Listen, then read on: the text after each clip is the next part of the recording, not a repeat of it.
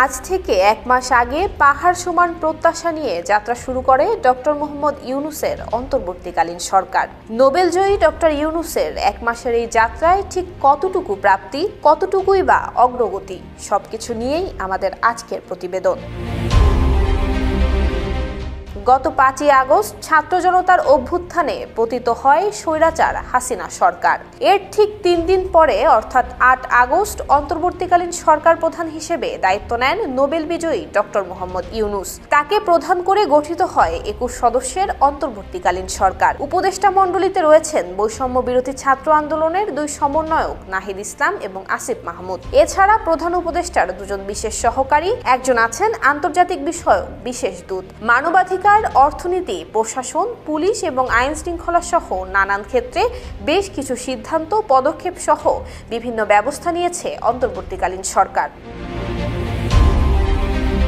জুলাই মাসের 1 তারিখ থেকে 5 আগস্ট পর্যন্ত ছাত্র জনতার আন্দোলন দমন করতে স্বৈরাচারী হাসিনা সরকার যেসব ফৌজদারি মামলা দিয়েছে সেগুলো প্রত্যাহারের সিদ্ধান্ত নেওয়া হয়েছে। সন্ত্রাস দমন আইন এবং সাইবার নিরাপত্তা আইনে করা মিথ্যা হয়রানিমূলক মামলাগুলোকে দ্রুত প্রত্যাহারের ব্যবস্থা নেওয়া হয়। ছাত্র জনতার আন্দোলনে নিহতর ঘটনা জাতিসংঘের মাধ্যমে তদন্তের সিদ্ধান্ত নেওয়া হয়। গুমের ঘটনা তদন্তে গঠিত হয় কমিশন। এই সময়ের মধ্যে গুম বিরোধী আন্তর্জাতিক সনদেও স্বাক্ষর করে বাংলাদেশ।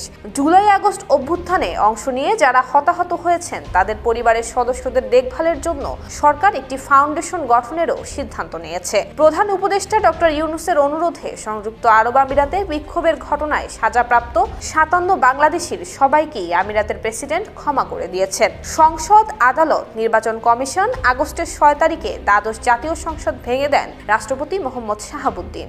এরপর 2 সেপ্টেম্বর জাতীয় সংসদের স্পিকার শিরীন শারমিন চৌধুরী পদত্যাগ করেন। 10 আগস্ট প্রধান বিচারপতি ওবায়দুল হাসান এবং আপিল বিভাগের 5 বিচারপতি পদত্যাগ করেন।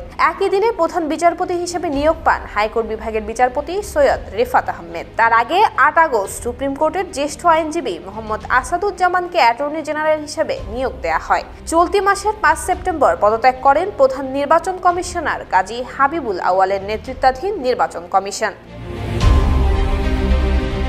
গত 6 আগস্ট বিএনপির চেয়ারপারসন খালেদা জিয়াকে নির্বাহী আদেশে মুক্তি দেওয়া হয়। 28 আগস্ট বাতিল করা হয় জামায়াতে ইসলামী এবং এর অঙ্গ সংগঠনকে নিষিদ্ধ করে জারি করা প্রজ্ঞাপন। 5 সেপ্টেম্বর সরকারের পক্ষ থেকে বলা হয় বিচার শেষ না হওয়া পর্যন্ত ফ্যাসিবাদী দল এবং জোট পুনর্বাসনের কোনো সুযোগ পাবে না।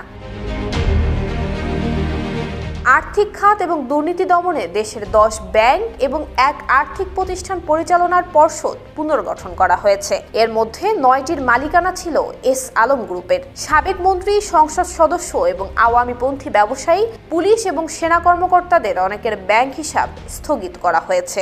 ডলারের দাম আবারও বাজার ভিত্তিক করা হয়েছে। মোবাইলে আর্থিক সেবা, নগদের পরিচালনা এবং ব্যবস্থাপনা পর্ষদ বাতিল করে প্রশাসক নিয়োগ দেওয়া হয়েছে। শেয়ার বাজারে বেক্সিমকো, লামেরিডিয়ান হোটেল সহ 12 প্রতিষ্ঠানের অনিয়ম দুর্নীতি তদন্তে কমিটিও গঠন করা হয়েছে। প্রশাসন এবং স্থানীয় সরকার 19 আগস্ট দেশের সব উপজেলা পরিষদের চেয়ারম্যান, জেলা পরিষদের চেয়ারম্যান, সিটি কর্পোরেশন এবং পৌরসভার মেয়রদেরকে অপসারণ করে প্রশাসক নিয়োগ করা হয়। 12 আগস্ট বাতিল করা হয় বিভিন্ন পদে থাকা চুক্তিভিত্তিক নিয়োগ। পরবর্তীতে তা আবারও কার্যকর করা হয়। সব সরকারি কর্মচারীদের সম্পদের হিসাব দেওয়ার সিদ্ধান্ত নেওয়া হয় 1 সেপ্টেম্বর। জনপ্রশাসন এবং পুলিশের শীর্ষ পদগুলোতে আনা হয়েছে পরিবর্তন। উপসচিব, যুগ্ম সচিব এবং অতিরিক্ত সচিব পদে হয়েছে পদোন্নতি। 25 ডিসিকে প্রত্যাহার করা হয়। গণ আন্দোলনে হতাহতের ঘটনায় সাবেক মন্ত্রী, উপদেষ্টা, সংসদ সদস্য, পুলিশ কর্মকর্তা সহ এখন পর্যন্ত 24 জন গ্রেফতার হয়েছেন।